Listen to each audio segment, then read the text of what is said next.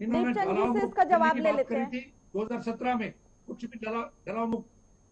ठीक है, ऐसे दीपचंद कैसे जी भी ढलाव हमारे साथ पूरे बने पड़े हुए हुए हैं। हैं? दीपचंद जी, मैं आपके पास आऊंगी हमारा जानवर क्योंकि घूमते हैं रोडों पे।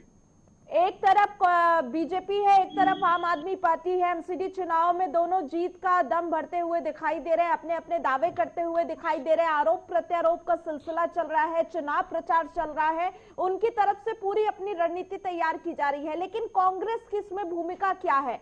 क्यों ऐसा लग रहा है कि एमसीडी का जो चुनाव है वो बीजेपी वर्सेस आप ही होके रह गया है और इसमें कांग्रेस की भूमिका धूमिल होती हुई नजर आ रही है? आदरणीय करिश्मा जी, पहले तो मैं बता दूं कि आम आदमी पार्टी तक दिल्ली को हर तरह से तबाह कर दिया है और 3 दशकों से भाजपा ने जो भ्रष्टाचार करके निगम को खोखला कर दिया। दिल्ली में जहाँ झुकी वहीं मकान और नल में जल की सुविधा देने का जो वचन पत्र है, निगम चुनाव में दिल्ली वासियों के लिए गुमराह करने की नीति है।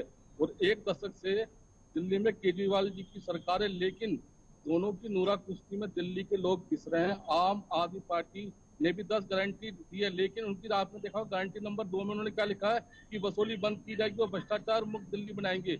लेकिन आपके जो सत्येंद्र जैन है जो 6 महीने से तिहाड़ जेल में है और एक रेपिस्ट के द्वारा वो मसाज करवा रहे हैं और दिल्ली की जनता के पैसे के द्वारा उनको मौज करे जा रहे हैं।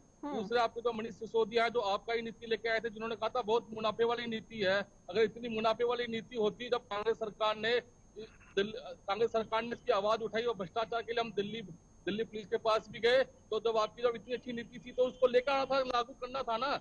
आपने जैसे ही आपने सीबीआई जांच बैठी, आपने अपनी नीति आयोग एकदम बंद कर दी। अरे इतनी अच्छी नीति आयोग थी तो उसको लेकर आना था इलेक्शन के अंदर और उसको मैनिफेस्टो में भी रखना था। देखिए, लेकिन कोई बात नहीं। देखिए करिश्मा जी, इन दोनों के रहते हुए दिल्ली प्रदूषण नंबर 1 बनी, दिल्ली में नंबर 1 नशे में नंबर 1 बनी। बच्चों इनकी हमारे टाइम में जिनकी पेंशन मिल रही थी 60 साल के बच्चों की, इन दोनों के रहते उनकी पेंशनें बंद हुई है। देखिए, कांग्रेस का विजन ये है कि मेरी दिल्ली, मेरी चमकती दिल्ली, शीला जी की दिल्ली, भ्रष्टाचार मुक्त दिल्ली है। आज मैं इनसे पूछना चाहूंगा, भी बीजेपी के प्रवक्ता ने कहा कि जो हमने 15 साल में बड़ा काम किया है, तो मैं इनसे पूछना चाहूंगा, आपके मैनिफेस्टो में था कि ढलाव मुक्त दिल्ली बनाएंगे, आपने दिल्ली को कचरा मुक्त दिल्ली बना दिया।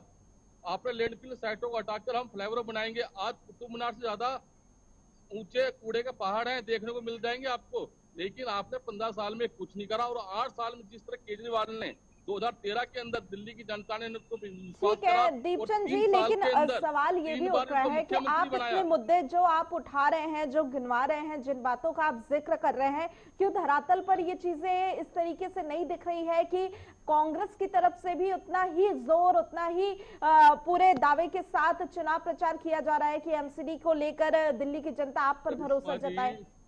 बिल्कुल, कांग्रेस पार्टी के द्वारा और शीर्ष नेतृत्व के द्वारा जितना जोर शोर से पर्चा किया जा रहा है, मैं आपके चैनल के माध्यम से कहना चाहूंगा कि इस बार कांग्रेस पार्टी का मेयर बनने जा रहा है। और जो ये शिक्षा मॉडल की दुहाई देते हैं आप वाले, मैं आपके चैनल पे एक बात कहना चाहूंगा कि 245 स्कूलों में प्रिंसिपल नहीं है इनके, 516 स्कूलों में वाइस प्रिंसिपल नहीं है, 16,834 शिक्षकों की पोस्ट खाली है। और जो बजट था ना कांग्रेस के टाइम में इन्होंने 40% कम कर दिया है। ये उस शिक्षा मॉडल पे लाखों अरबों रुपए खर्च कर रहे हैं। तो आज दिल्ली की जनता ने देखा, जो कांग्रेस पार्टी ने जो वादे करे थे वो पूरे करें। ये बीजेपी और आम आदमी पार्टी को दिल्ली की जनता देख चुकी है और इस बार कांग्रेस पार्टी का आने वाले 2022 के अंदर आपको 7 तारीख को ही पता लग जाएगा कि कांग्रेस पार्टी का मेयर चुनकर आने वाला है। ठीक है, धनोज कुमार जी भी हमारे